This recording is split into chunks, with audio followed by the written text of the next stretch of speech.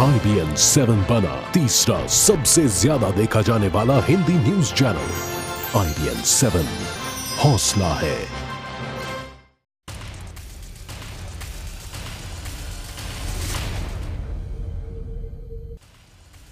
नमस्कार, आप देख रहे हैं IBN 7। स्वागत है आपका हमारे खास बुलेटिन सारा देश 100 खबरों में। मैं हूं पायल भुयन। नमस्कार, और मैं हूं आपके साथ हिमानी नथानी। हम आपके लिए लेकर आए हैं एक ऐसा शो जिसमें होंगी देश भर की 100 बड़ी खबरें। तो आइए शुरुआत करते हैं सारा देश 100 खबरों की। होली की छुट्टी के बाद सोमवार से शुरू हो रहा हफ्ता सरकार के लिए कड़ा इम्तिहान साबित हो सकता है। सरकार को इस हफ्ते रेल और आम बजट पर तो चर्चा करनी है। भूमि अधिग्रहण बिल पर भी विपक्षियों का भारी हंगामा झेलना पड़ सकता है।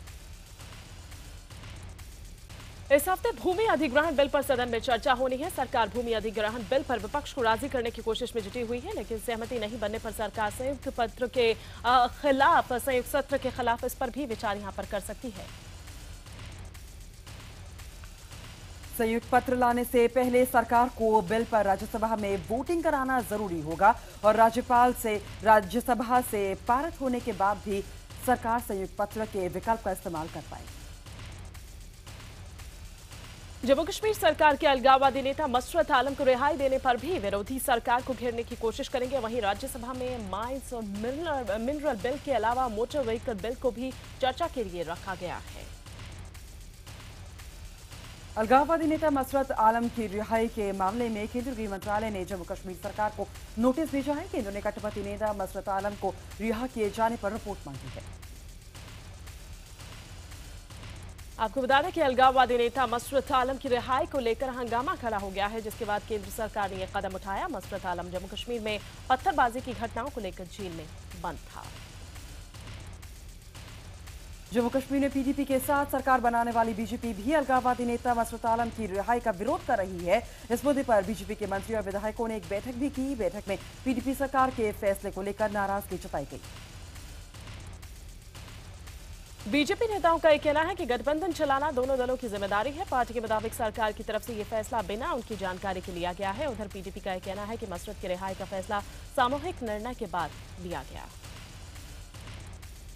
अलगाववादी नेता मसरत आलम की रिहाई को लेकर विपक्ष जम्मू कश्मीर की बीजेपी पीडीपी सरकार पर जमकर हमला कर रहा है। कांग्रेस ने मसरत की रिहाई की निंदा करते हुए प्रधानमंत्री नरेंद्र मोदी और बीजेपी से मामले पर जवाब देने की मांग भी की है। पैंथर्स पार्टी के भीम सिंह ने यह कहा है कि मुफ्ती सरकार को हट जाना चाहिए। उन्होंने बीजेपी पर दोहरा रवैया अख्तियार करने का भी आरोप लगाया। उधर जेडीयू ने इसे बीजेपी की अवसरवादिता करार दिया, जबकि वीएचपी नेता तोगड़िया ने कहा कि पाकिस्तान का समर्थन करने वाले बयान पर मुफ्ती देश से माफी मांगे। आम आदमी पार्टी नेता आशुतोष ने योगेंद्र और प्रशांत भूषण पर केजरीवाल को पद छोड़ने के लिए जबरदस्ती करने का आरोप लगाया। आशुतोष ने आरोप लगाया कि शांति भूषण ने योगेंद्र यादव को पार्टी का राष्ट्रीय संयोजक न बनाने पर केजरीवाल का पर्दाफाश करने की धमकी दी थी। आशुतोष के मुताबिक राष्ट्रीय कार्यकारिणी की बैठक में कोसते जाने पर केजरीवाल रो पड़े थे। उन्होंने परिवार से बात करके राजनीति छोड़ने का फैसला भी कर लिया था।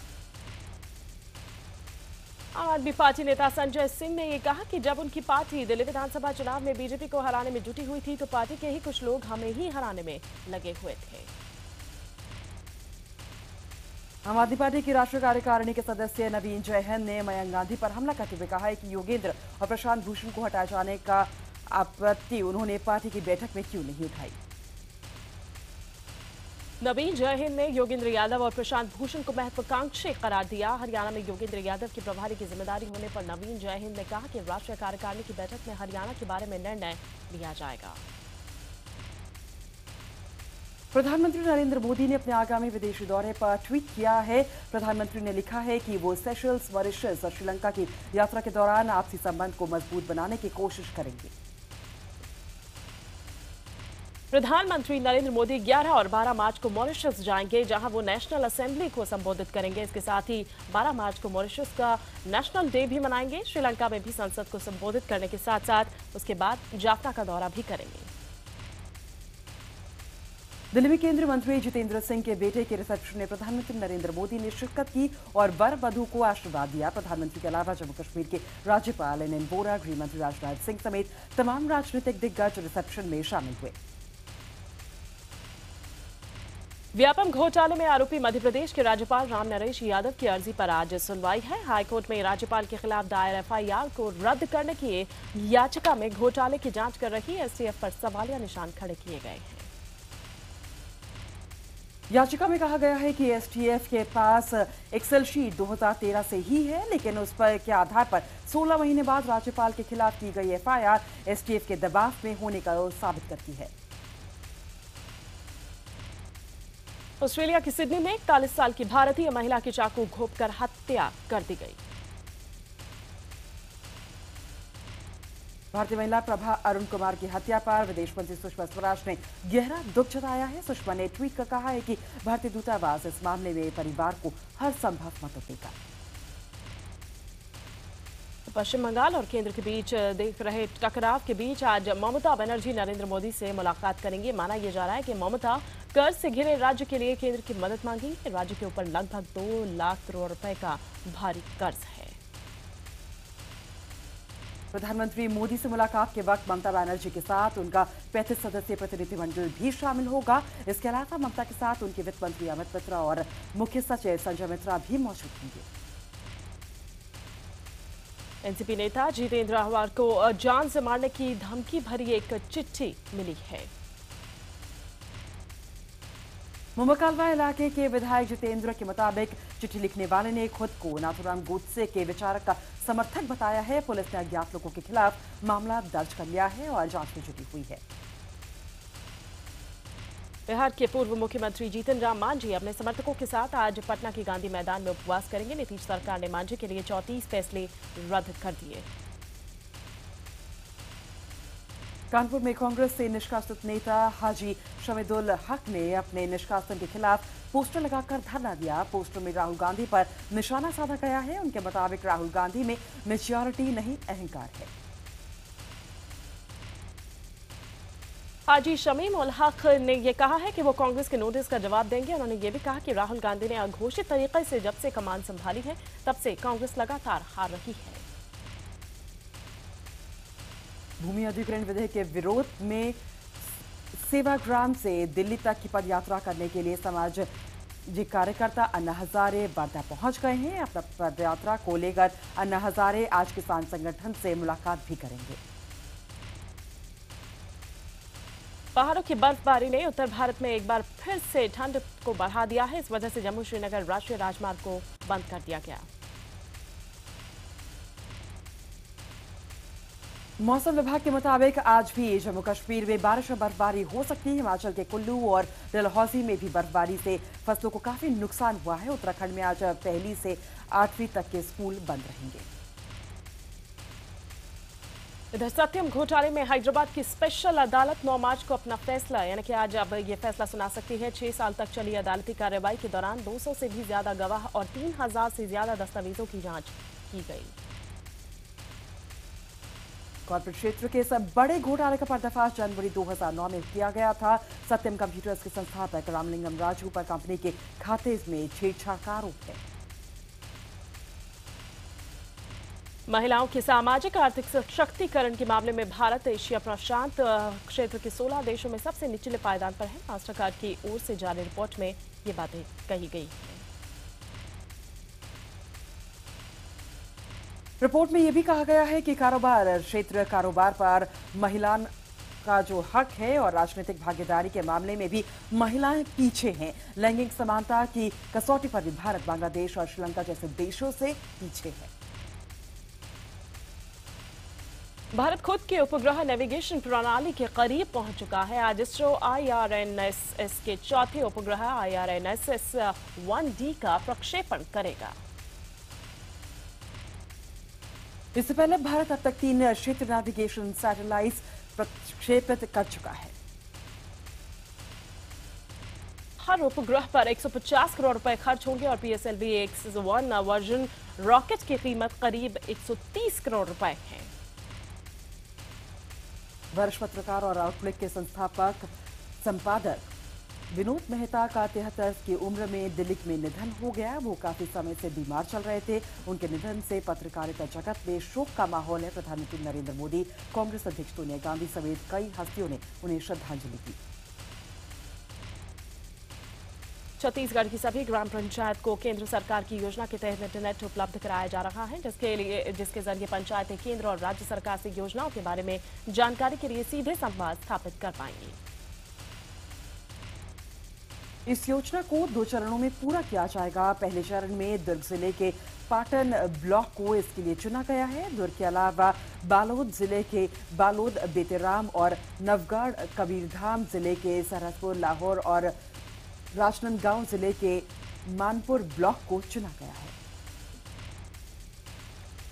उधर साहिबाबाद में पटाखों से भरी एक कार में धमाके के बाद वहां खेल रहे 4 बच्चों की जलकर मौत हो गई।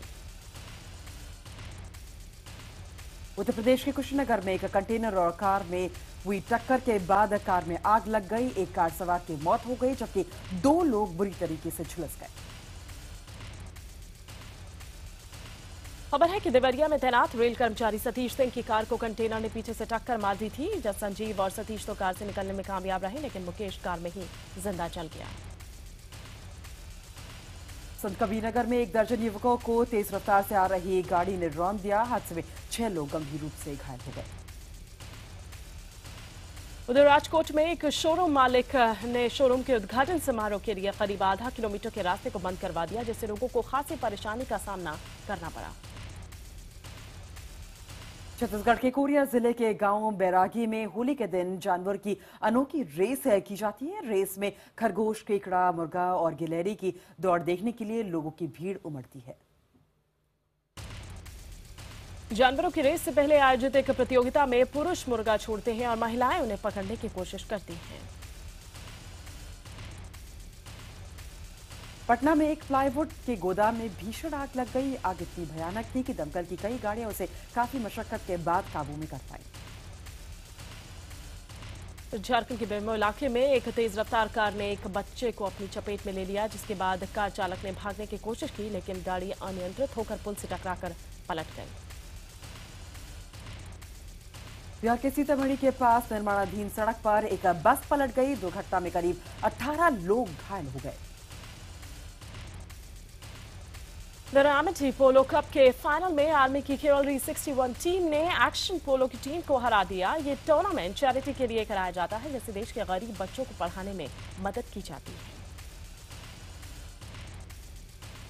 महिला दिवस पर धनबाद रेलवे स्टेशन को रेलवे की महिला कर्मचारियों के हवाले कर दिया गया। Railway inquiry, ticket counter, ticket collection, साफ सफाई, यात्रियों की सुरक्षा के साथ साथ किस प्लेटफॉर्म पर किस ट्रेन को लाना है, इसकी जिम्मेदारी और फैसला महिलाओं के हवाले कर दिया गया। निर्भया रेप कांड पर बीबीसी चैनल 4 की विवादित डॉक्यूमेंट्री का आज अमेरिका में प्रसारण होना है। ब्रिटेन में इसे पहले ही दिखाया जा चुका है। मुंबई में एक 5 स्टार होटल के पब में मारपीट और तोड़फोड़ के आरोप में अभिनेता आदित्य पंचोली को 50,000 के नीचे मुचलके पर जमानत दे दी गई। इधर अदालत में पंचोली ने एक वकील से कहा कि ये बाल मुझे दे दो ठाकुर, और इधर पुलिस वालों से उन्होंने कहा कि टोपी संभालो, हवा तेज है, उड़ जाएगी।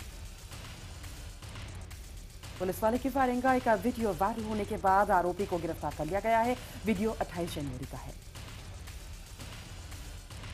दिल्ली के अमर कॉलोनी में रहने वाले नॉर्थ ईस्ट के एक छात्र पर पड़ोस में रहने वाले 2 लड़कों ने हमला कर दिया। घटना 4 मार्च की है। देवरिया स्टेशन पर वैशाली एक्सप्रेस से उतरे दंपत्ति ने रेलवे पुलिस के सिपाहियों पर छेड़खानी और मारपीट का आरोप लगाया है।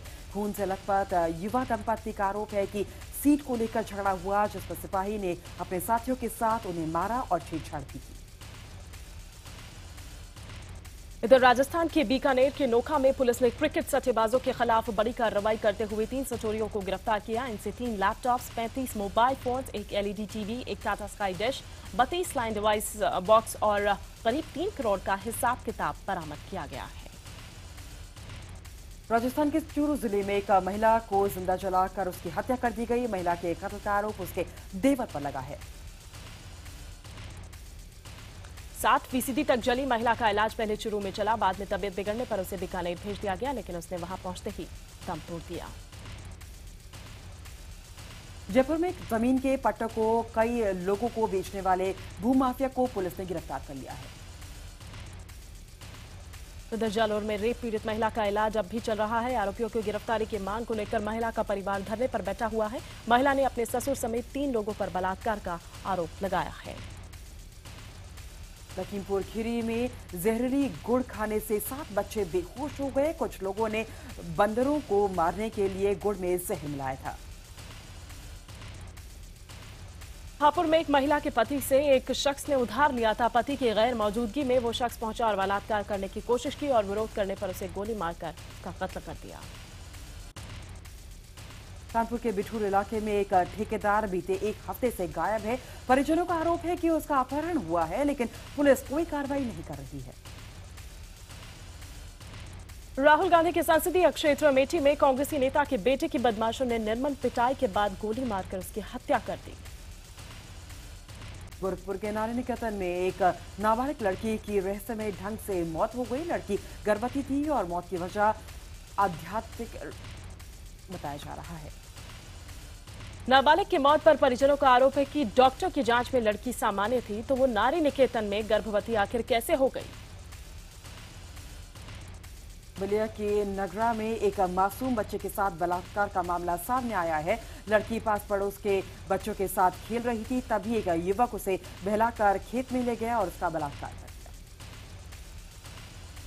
छत्तीसगढ़ के अंबिकापुर में एक युवा इंजीनियर की पेड़ से लटकी लाश मिलने के बाद बवाल मच गया। परिजनों और पास पड़ोस के लोगों ने लाश के साथ कोतवाली पर प्रदर्शन किया।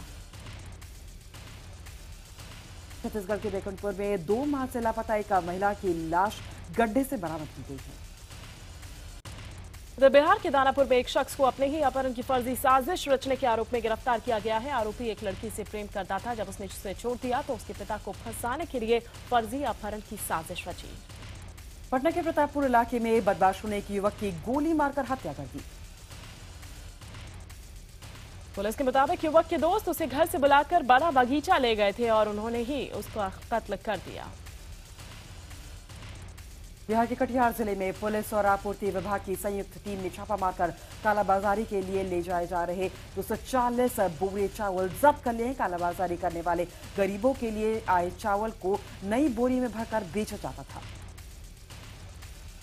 तो संभल में समाजवादी पार्टी के एक नेता पर एक शख्स ने आरोप लगाया है कि वो कब्जा करने की नीयत से 30 से 40 आदमियों के साथ उसके पुराने गोदाम में घुस आए। जब उनके बेटे ने विरोध किया तो हथियारों से लैस बदमाशों ने उसे मारने के लिए दौड़ा दिया।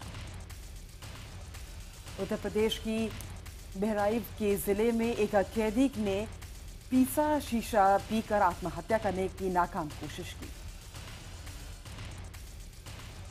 आपको बता दें, इधर मुंबई से सटे मीरा रोड में पुलिस ने चौकीदार की हत्या के आरोप में पास की बिल्डिंग के वॉचमैन को गिरफ्तार किया है। मुंबई के बांद्रा इलाके में एक बुजुर्ग शख्स की हत्या के मामले में पुलिस ने 2 लोगों को गिरफ्तार किया है। इनमें से एक शख्स घर का पुराना नौकर है।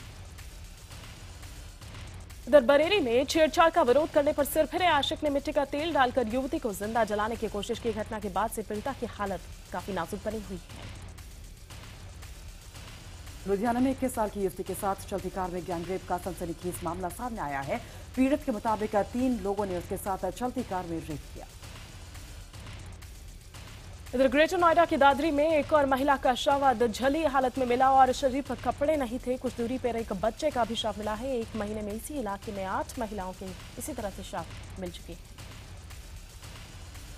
मुरादाबाद के सिविल लाइन इलाके में 2 पक्षों में टकराव के बाद एक पक्ष आरोपियों की गिरफ्तारी की मांग को लेकर सड़क पर उतर आया। डीएम आवास के सामने जाम लगाने की कोशिश कर रहे लोगों पर पुलिस ने लाठीचार्ज किया। इधर पंचकुला में एक नेत्रहीन लड़के के साथ अप्राकृतिक यौन शोषण का मामला सामने आया है। आरोप है कि एक शख्स उसे अपने साथ ले गया और पूरा काम किया। रोहतक में बाइक सवार 2 बदमाश बुजुर्ग महिला के गले से छीन कर ले गए और वहां से फरार हो गए। वारदात सीसीटीवी कैमरे में कैद हो गई। Saina Nehwal all England championship के फाइनल में हार गई। उन्हें स्पेन की कैरोलिना मरीन ने 21-16, 14, 21-7, 21 से मात दे दी। ऑस्ट्रेलिया के पूर्व कैप्टन यान चैपल ने धोनी की कप्तानी की जमकर तारीफ की है। चैपल के मुताबिक धोनी के आक्रामक नेतृत्व की वजह से टीम इंडिया के लगातार दूसरी बार वर्ल्ड चैंपियन बनने की उम्मीदें हैं। वर्ल्ड कप में आज सिर्फ एक ही मैच खेला जाएगा। एडिलेड में इंग्लैंड और बांग्लादेश के बीच पूल ए का अहम मुकाबला सुबह 9 बजे से शुरू होगा।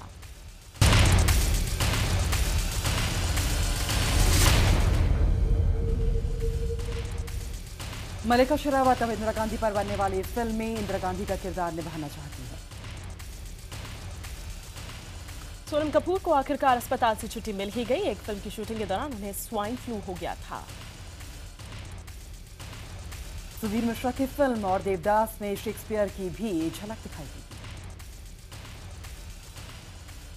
संजय लीला भंसाली की फिल्म बाजीराव मस्तानी के लिए दीपिका पादुकोण को 20 किलो के कॉस्ट्यूम दिए गए हैं, जिसे पहनकर वो कुछ एक्शन सीन्स शूट करने वाली हैं। यशवंत खुराना की फिल्म दम लगा के हाइशा ने बॉक्स ऑफिस पर अब तक 12 करोड़ से ज्यादा का बिजनेस कर दिया है। नवाजुद्दीन सिद्दीकी जल्द ही अनुराग कश्यप की अगली फिल्म हराम खोर में नजर आएंगे। नवाज एक स्कूल टीचर का किरदार निभाएंगे। मधु भंडारकर की अगली फिल्म कैलेंडर गर्ल की रिलीज को टाल दिया गया है। अब ये फिल्म जून या जुलाई में रिलीज की जाएगी। भूषण कुमार की अगली फिल्म के लिए अर्जुन रामपाल को साइन किया गया है। हाल ही में अर्जुन को भूषण की फिल्म लव अफेयर में अली फैजल से रिप्लेस कर दिया गया था।